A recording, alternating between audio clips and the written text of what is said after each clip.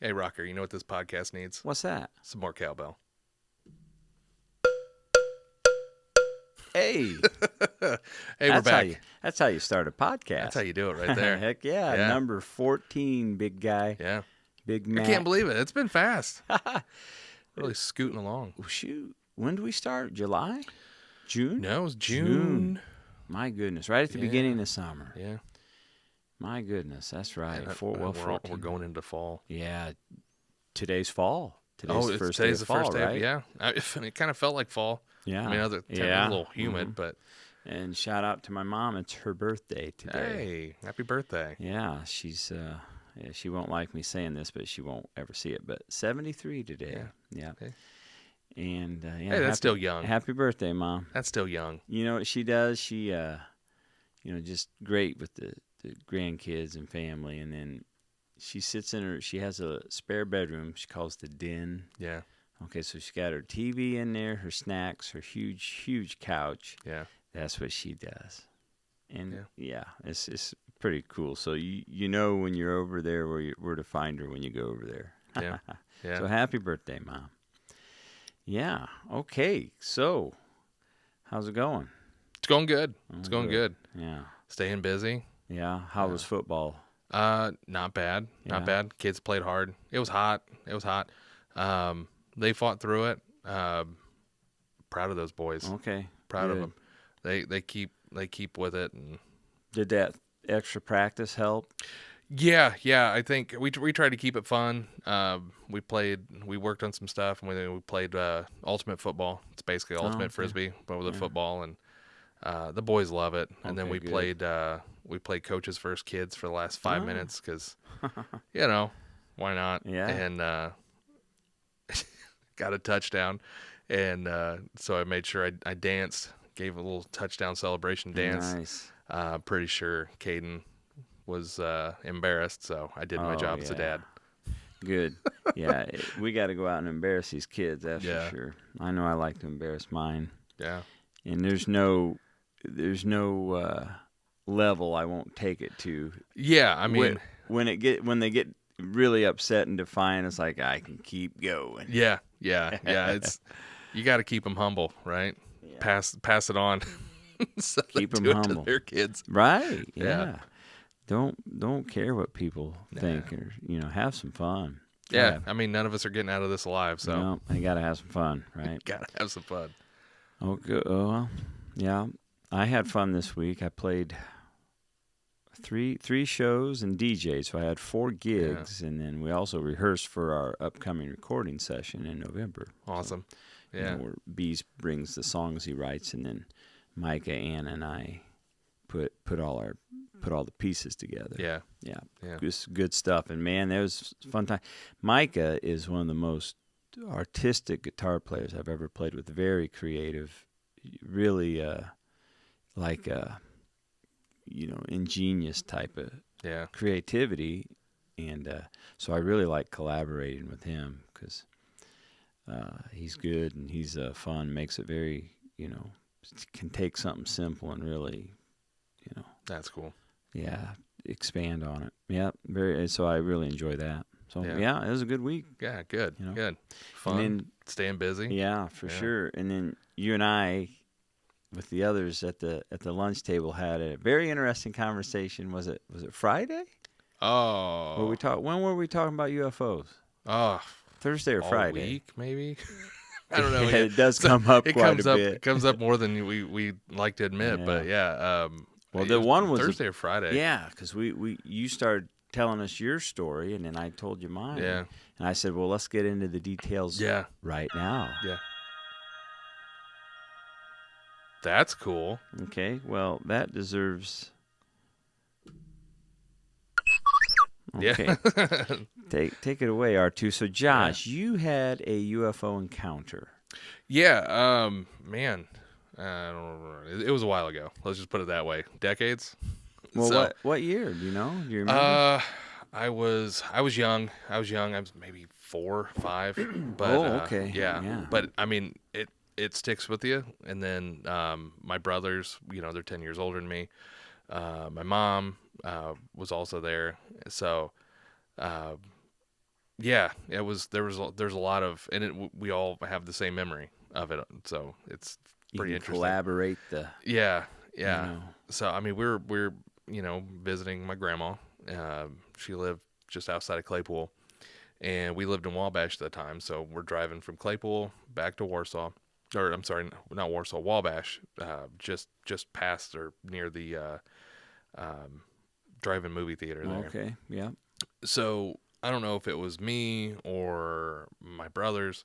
We noticed this light kind of following the car, and it follows us all the way from Claypool to Wabash, which is still weird, That's quite a ways. Usually something does. If it's a plane, it passes you. It passes. You wouldn't see it. Yeah. And this is the early '90s, so this isn't one of those nice little drones or anything like that. Yeah. But we pull into the driveway, and it kind of goes over the cornfield and across the road from our house, and then our garage is detached and on the other side of the driveway from the house.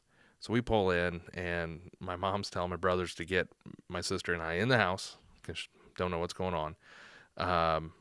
My brother decides, one of my brothers decides, hey, you know what to do? I'm going to go grab a shotgun.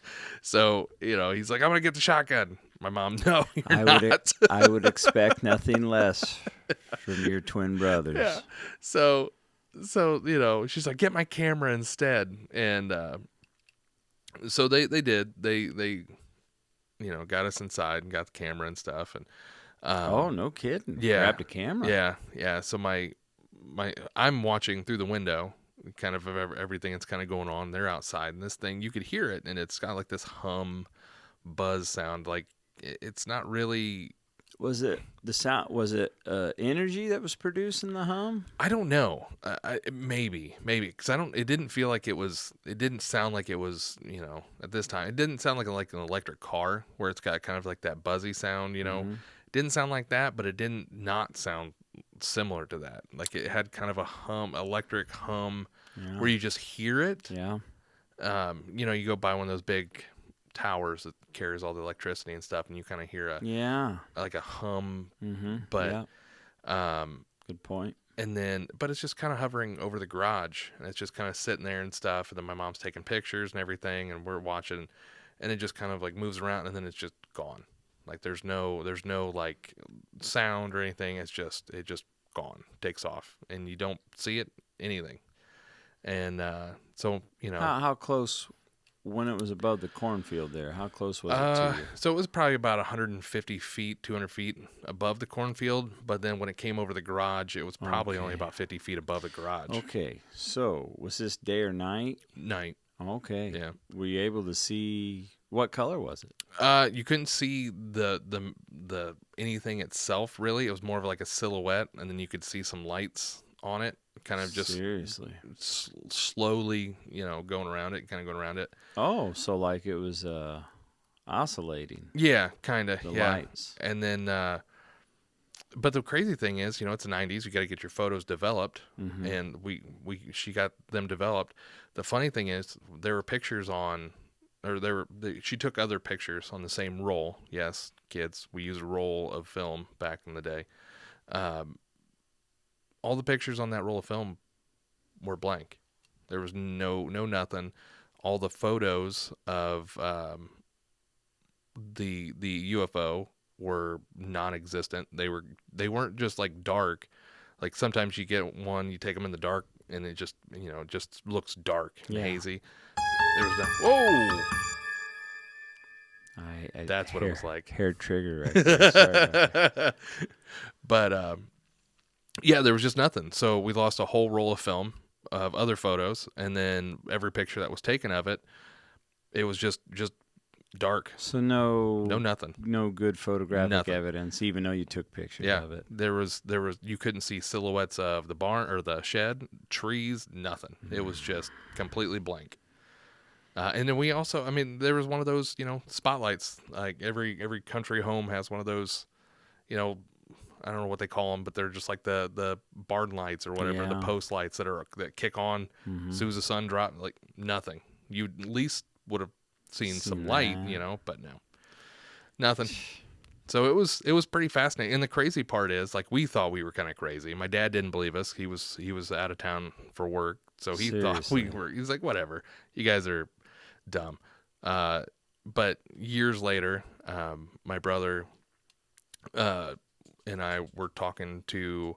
Actually, my brothers were talking to my one brother's wife, and she had relatives that worked in the police station in Wabash at the time, and she said, it's crazy because around that same time, they got several phone calls into the station of people seeing something that they couldn't explain and didn't know what it was. So other people had witnessed it too. Yeah. Hey, trying to do a podcast here. My sweet little mini dachshund's down there scratching. You can hear his collar. That's what that was, if you hear that, folks. Okay, so other people witnessed it too. Yeah. Did it do anything extraordinary?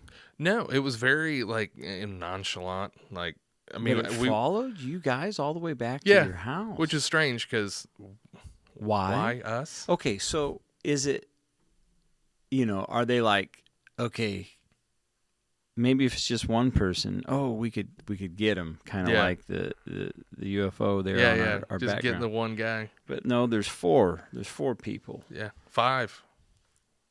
Yeah. Oh, was your sister? My sister was. Yeah. Okay, so 5. Yeah, she was a little one though. She just little. Yeah. Well, and maybe they weren't following you. Maybe it was something else in the air or a reading. Yeah. Or when I say they, what was it? Yeah, that's my thing. I mean, I kind of take it as like, how we follow animals in the wild and we just like follow them and record them, National Geographic. Studying or whatever. They've got some alien David Attenborough up there narrating. Yeah. the wild human as they drive. drive. The Mackenzies in their natural element. Yeah. He's cruising in I think it was a Caprice at that time. Yeah. Yeah, got y'all in there. Yeah. Oh, maybe the twins are, maybe they're interested in the twins. Yeah. Hey, these two look alike. Hey, man, they're identical. Man, are they freaking crazy. Let's see what cool stuff they're going to do next. They were fun in kindergarten, man. They were wild. I can tell you that much. Like I said, I thought I was bad. Oh, no. Jamie and Joey, I had nothing on them. We had so much fun growing up. I can imagine. Okay, so what do you think it could have been? Honestly, I mean, you could go the route that it was some military aircraft. I mean, Kokomo, it isn't far from Wabash. It wasn't lit. Oh, that's true. That's very true. It wasn't lit up. It had lights. It had lights, but it wasn't like an airplane where they flash or like you'd have the one like tail and they'll flash to the front, and it wasn't anything like that. And the way it didn't move like an airplane at all, and it didn't sound like one. No, because it didn't even sound like a drone, like what you'd think of like when you hear a drone, you hear the buzzing. Yeah, it's like but that's like a propeller buzz sound. Like this was not. This was electric like energy. It sounds like electric. Yeah, it kind of sounding.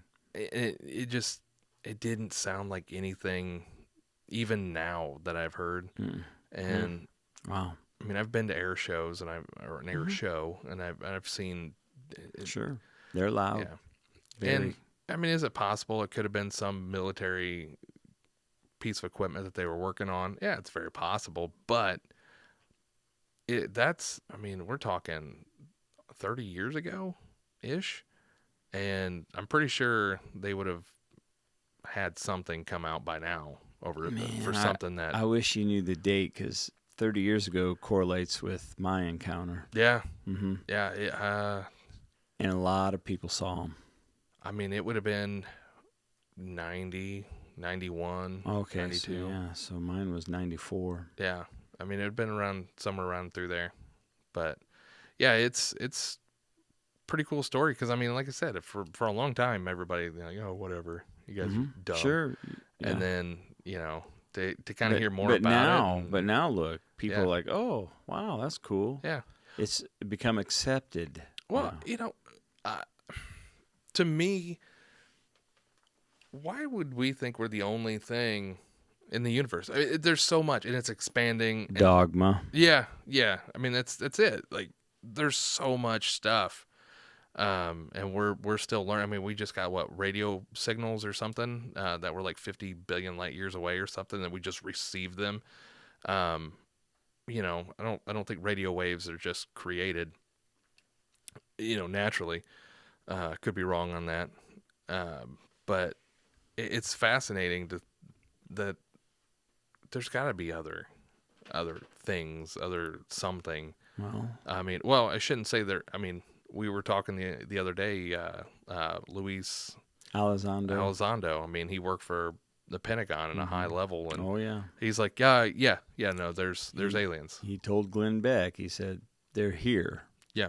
Glenn asked him, "Is there something here?" And he says, "Yes. Yeah. They are here. There's something here." Yeah. The Pentagon has confirmed this. Yeah. Okay. And then I told you, well, then I got to thinking, okay, well, we know their maneuvering capabilities is far beyond ours that we know of. Mm-hmm.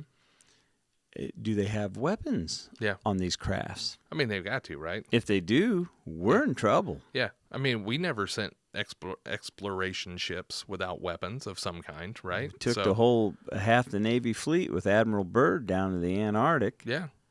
I mean, we've seen Star Trek.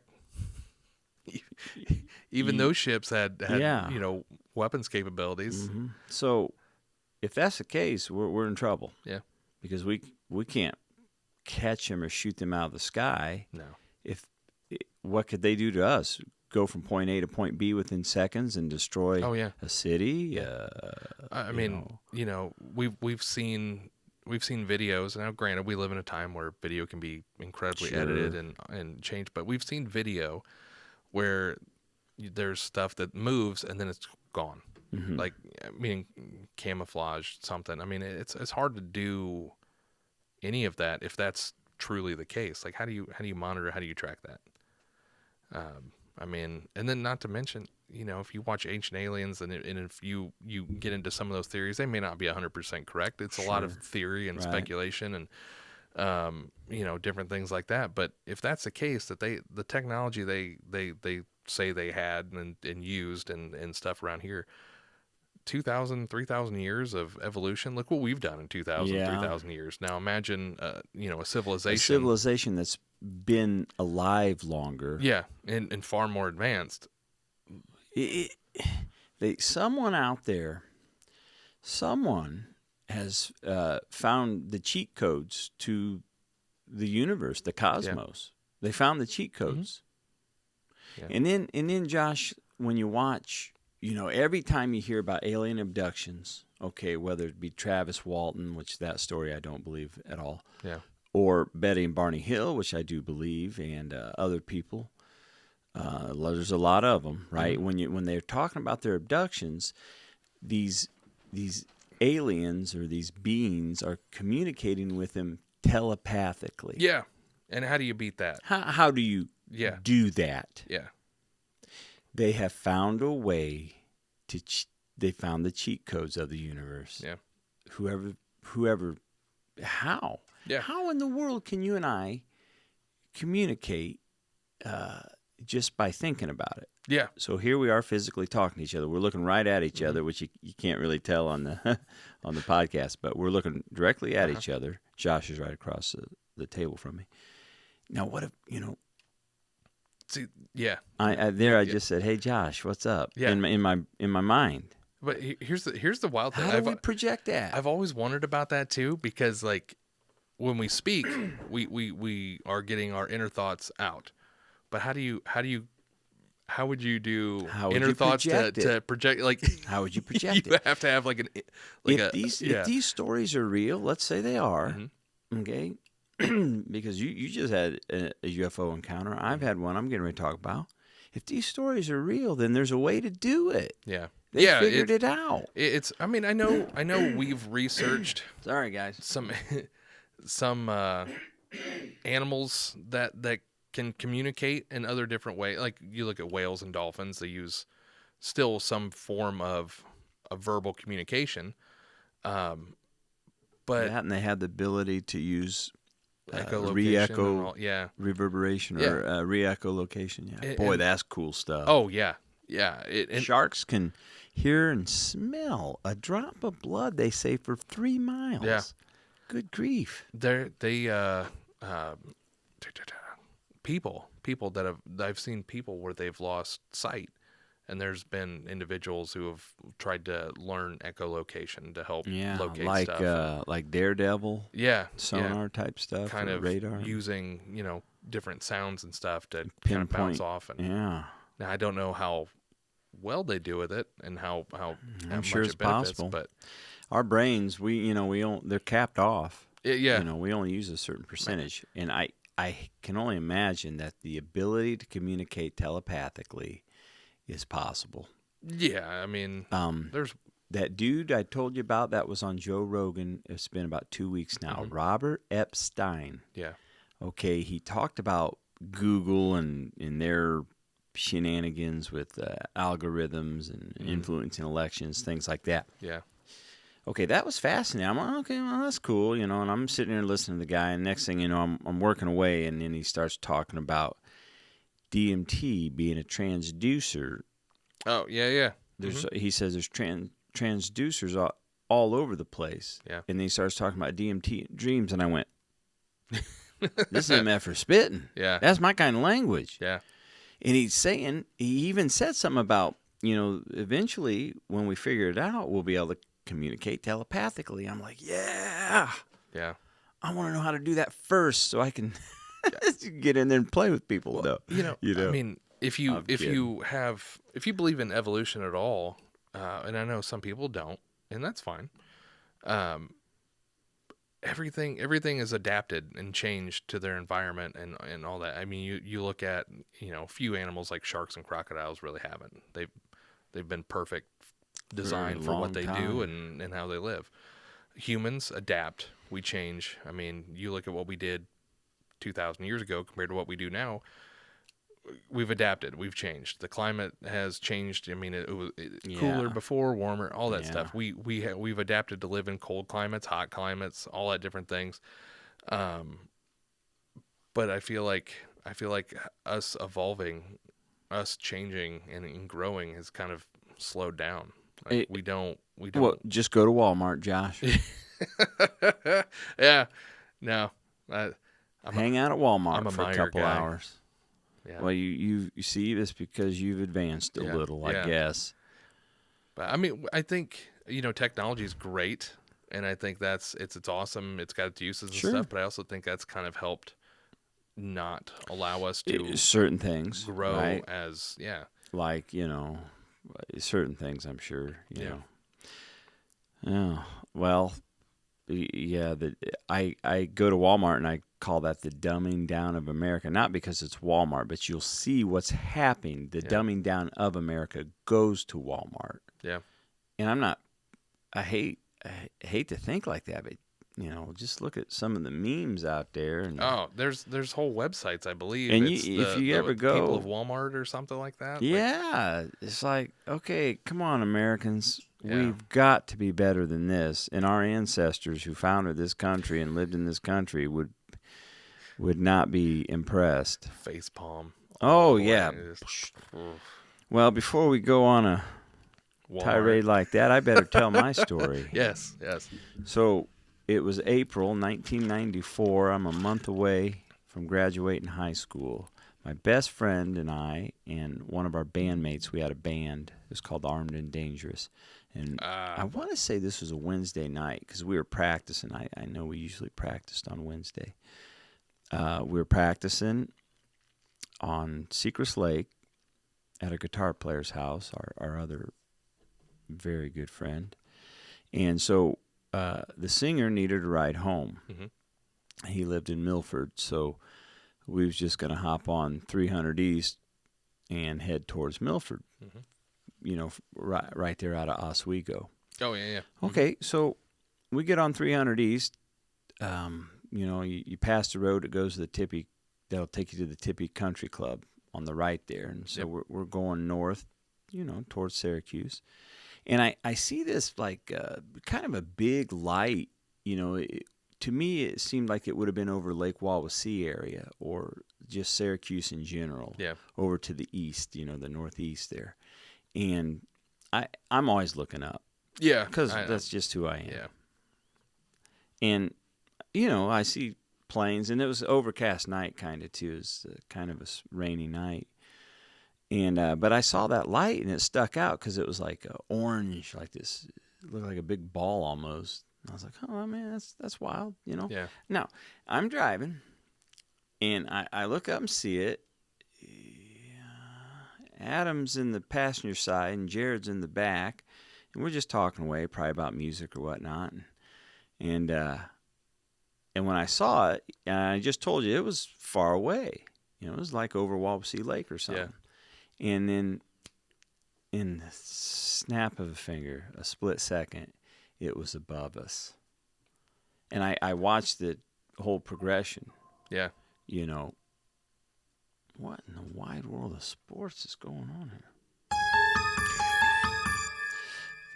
here? Because I was looking at it, and then I took my eyes off just to look back down the road, and as soon as I looked back up, it was above us, and I was like, "Holy cow, guys! Yeah, did you guys see that?" And they knew me, they knew what I was like, when it comes to the X-Files and stuff like that. They're like, "Oh, what is it, Hardy?" And Adman looks up and he goes, "Oh yeah, I see it. I see a big plane with an orange light." I said, "No, it was over far there. Away, and now it's right above us." So where we're at now, okay, so I was still driving. Okay, it wasn't like right above us, but it was like it went from point A to point B like that. Yeah. So now we're Leanne Stewart's dance. Oh yeah, right there, like Dewart. Yeah, Dewart. Yeah. Dewart Lake. Her dance studio, where that is now, that was just an empty field right there. Yeah. And right directly across the street from that, there's these 3 big satellite dishes that face the south. Okay, I think it was like a cable hub or something, maybe. Okay. Satellite hub. I'm not really sure what it was. They're gone now. They're not there now. But, okay, so this thing was above that field where Leanne's school is. And so I pulled off. There's a road you can take, take you to Dewart Lake right there. So I pulled off in the kind of in the field, and we're all looking at it. And Adam's like, "Whoa!" He realizes, okay, there's something here more to it. Yeah. Jared, Jared's in the back, and he's kind of like, "What is that?" Okay, and it was close, maybe 100, 200 feet up in the air, maybe higher. Well, I'm like, I gotta check this out, guys. This is something I've wanted to see my whole life. I get out, I get out of the car, and I go walk down into the field, and I'm walking underneath this thing. As I do that, it was this dullish orange reddish light is what it was, almost like the color of the cap of your Gatorade. Okay, almost like an amber color. Yeah, you know, that is a perfect way to describe it. And it was glowing, it was illuminated. Yeah, but it was dull, and I'm walking underneath it, and I'm looking at it. I'm like, wow.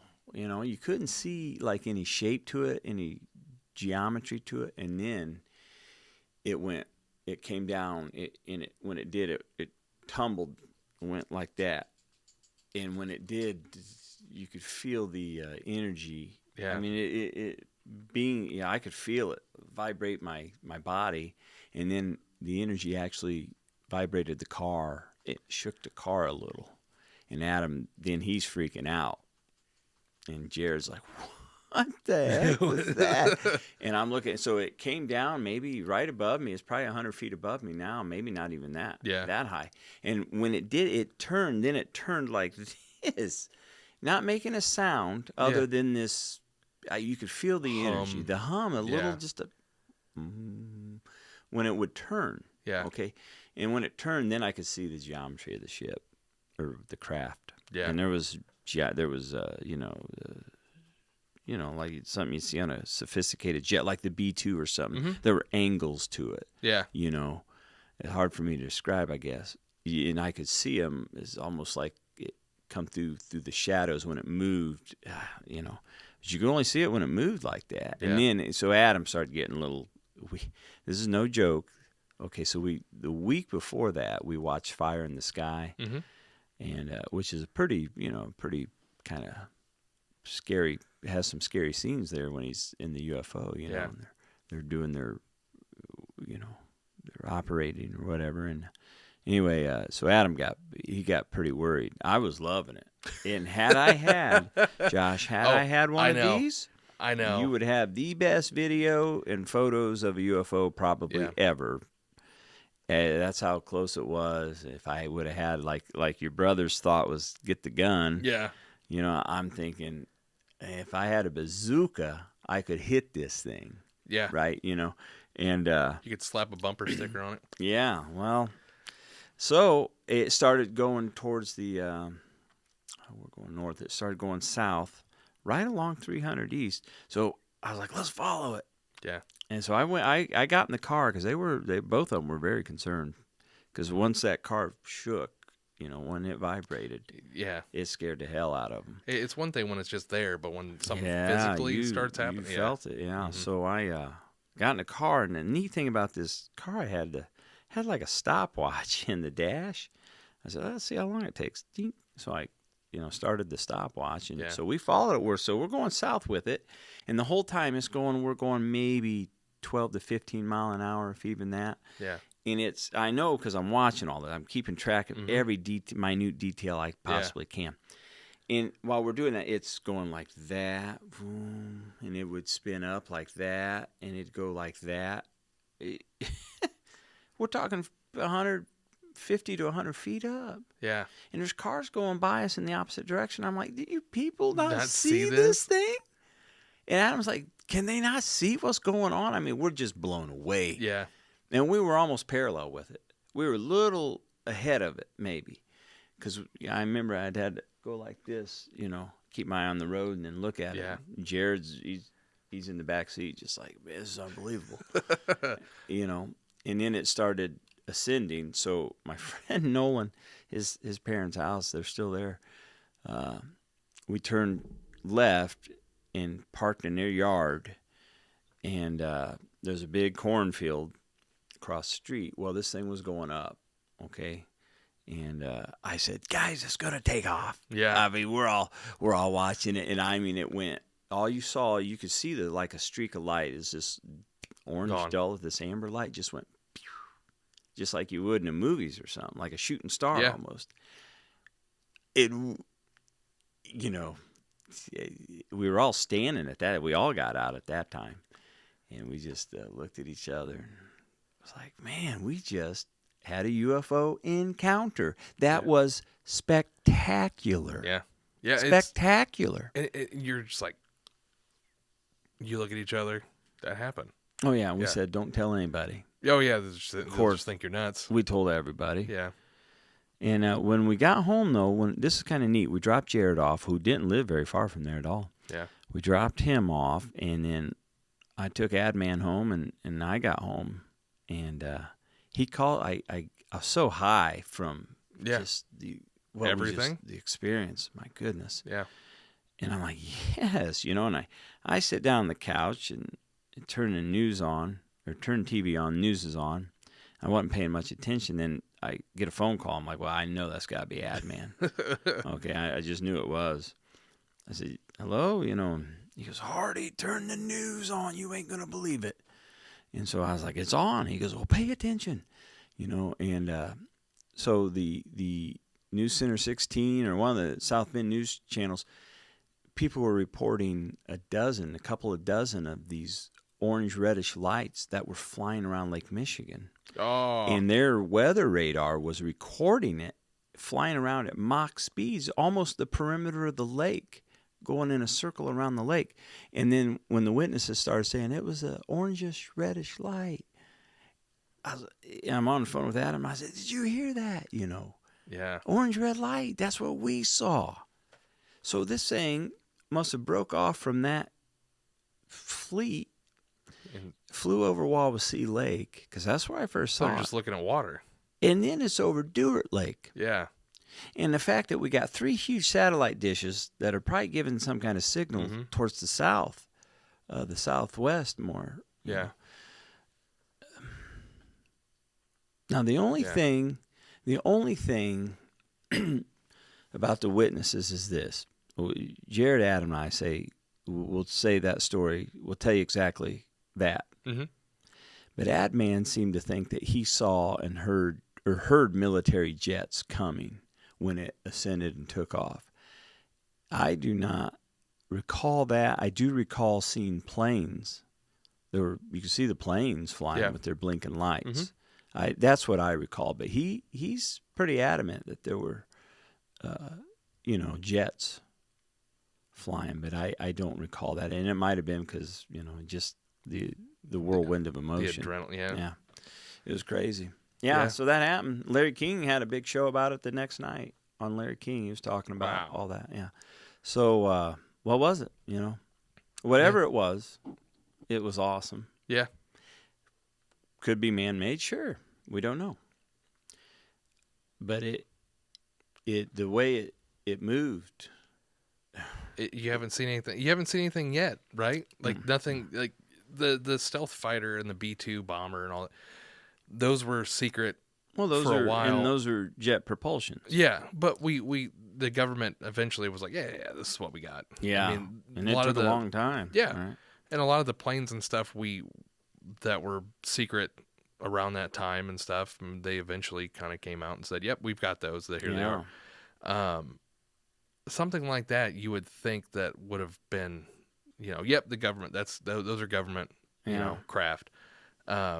You can't keep something like that secret for long, as far as military equipment like that, if you've got it. Yeah. If you don't, and it's not yours, and it's somebody else's craft, like that's, you can kind of keep it secret. It's a little easier to hide it when you don't have the physical evidence. Yeah. It's, this reminded me of the little thing you have on our background there where the flying saucers bringing the guy up. That's what Adam was worried about. He's like, oh yeah, dude, they could have tractor beamed you right. Yeah, just like that. They could have tractor beamed you right up there. Yeah. It's like, what was that? And I often, I understand you've got to be prepared for anything, but I also kind of go, if they wanted to do something, would they really wait this long to do something that would negatively impact humans? Unless we're being, harvested. Yeah, V the miniseries. Yeah, Well, now see, I'm hoping that they're good and they're just monitoring our progress. Yeah. But we know for a fact that they have messed with our nuclear silos, and not only in the United States, but also Russia. Where they shut ours down, they actually turned the Russians on. Oh. Yeah, they Yay. Yeah, these are documented military facts. Yeah.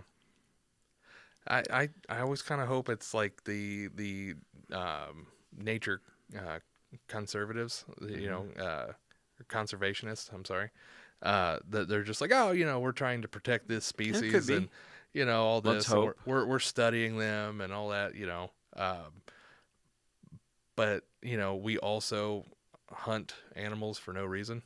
I hope I got that on camera. A spider just landed right on my mic. Did it really? Yeah. Oh, no. Poor little fella. The government's trying to stop us from talking about aliens. Yeah, they're sending spiders after us. Oh, he's on your cable. It's going down. He's on the keyboard. There he is. Thank you, Josh. Yeah. Sorry, Bubba. I'd rather you not perish like that. But we have rules in this house. If you're a spider, you're allowed to be up in a corner or down in a corner and nowhere else. Or at least don't let me see you. Okay, what were we saying, Bubba? What was I saying? I got, you see a spider land right in front of me. I was like, you lose, lose all train of thought. Yeah. No, I kind of hope, they're. Oh, yes, correct. They're, just kind of, they're studying, but, we also hunt everything. Yeah. And, maybe there's a few predators out there that, show up every 100 years and let's hope use not. Cloaking devices and hunt us in the jungle. That's the last thing we need. We just need Arnold Schwarzenegger to stay around. Make sure that doesn't happen. Danny Glover? Danny Glover. Danny Glover as well. Well, that was a wild movie.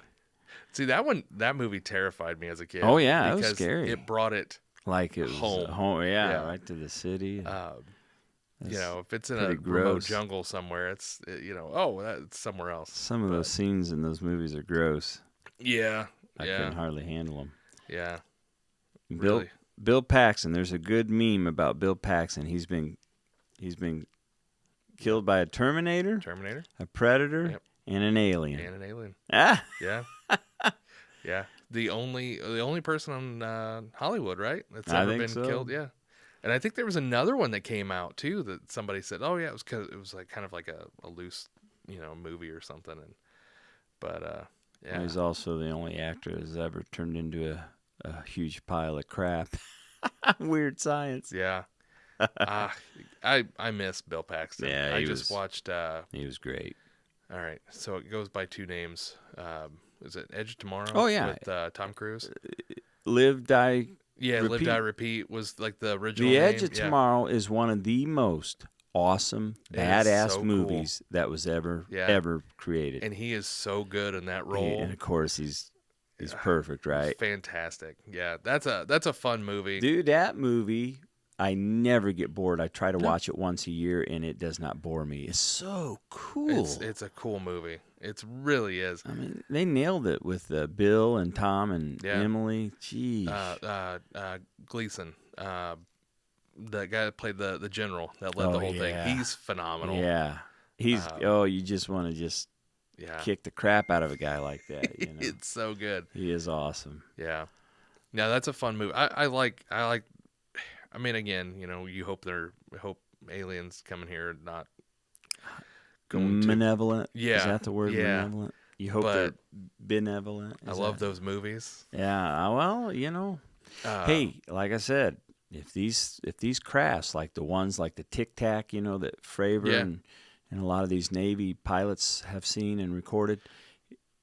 See, that's if they got weapons, we might be in trouble. Those are the encounters that really intrigue me because these are Navy, Marine, Air Force pilots that see stuff, and a lot of them are very matter of fact. They have to be. They're not lying. Most people probably aren't lying, is my guess. I mean, look, you're not lying. This happened to you. No, 100%. Like I'm unless not lying. Unless it was put into my brain somehow. Yeah. So because of that, I tend to want to believe other people. Yeah. Because I'm like, I saw something that I can't explain. Yeah. And I saw it with two of my, my best friend and another, friend of ours. And then especially when you get that kind of vindication when you see it on the news or, in our case, we hey, multiple people, they had multiple reports called in.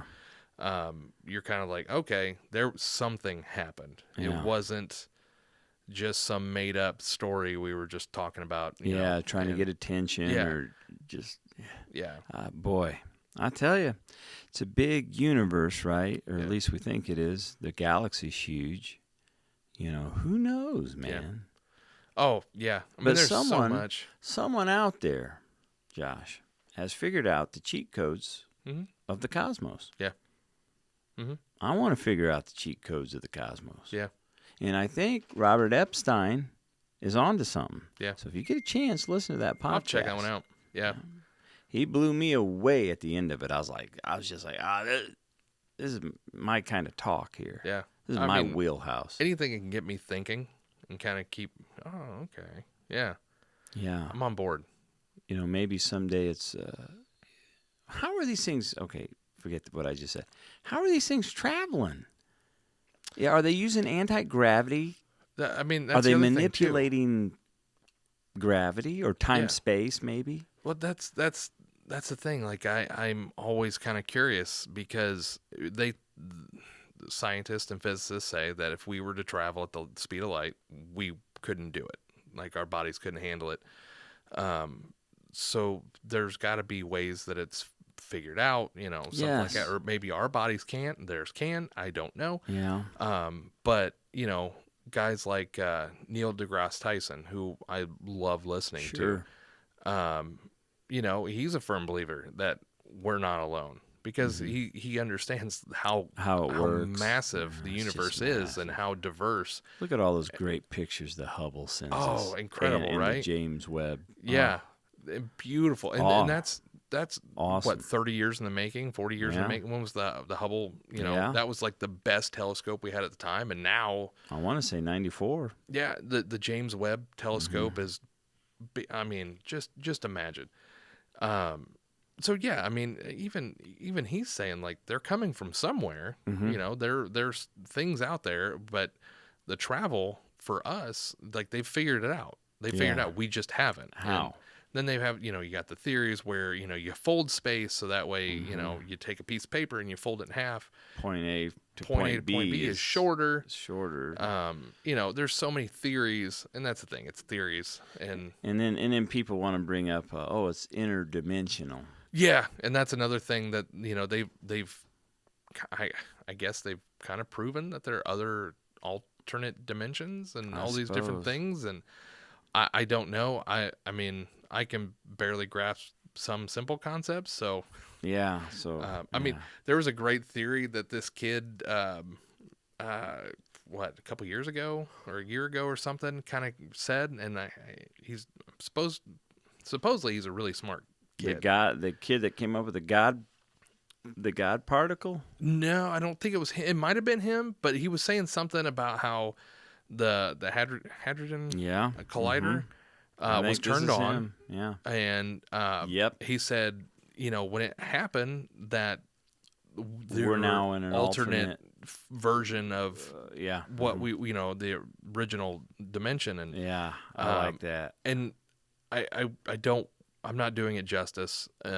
Just look it up and Google it if you want to check it out, audience, because I'm gonna butcher it, and because that's what I'm good at. But he basically said that they turned it on, it kicked us into an alternate dimension, and that's why things are so much different than what we remember them, and how. And because of that, we get the Mandela and the butterfly effect. But he also said it wasn't everybody. Like he kind of like it. Some of us split, and then we kind of mixed into dimensions and different things. And there's definitely some bizarre things going on at CERN. Yeah, it's fascinating. I mean, if it isn't real, okay, that's fine. But it's a fun theory to think about. To talk about. And I mean, we're here talking about it, and there are interesting conversations can be made with it, and if it also creates some cool entertainment, hey, I'm here for it too. We're here. Well, we better wrap her up, Josh. We're almost at 50 minutes. Oh my gosh! So man, talking UFOs. Hey, let us know your UFO story please. If you got any. Tell us in comments. Tell us at work, wherever you see us. Let us know. And it's a fascinating topic and definitely fun to talk about. Yeah. Maybe someday we'll get the answers. Now, we better, before we leave, though, Josh, we better, you said, and make our podcast great today, more cowbell. All right, everybody. Peace. All right, thanks for watching. See ya.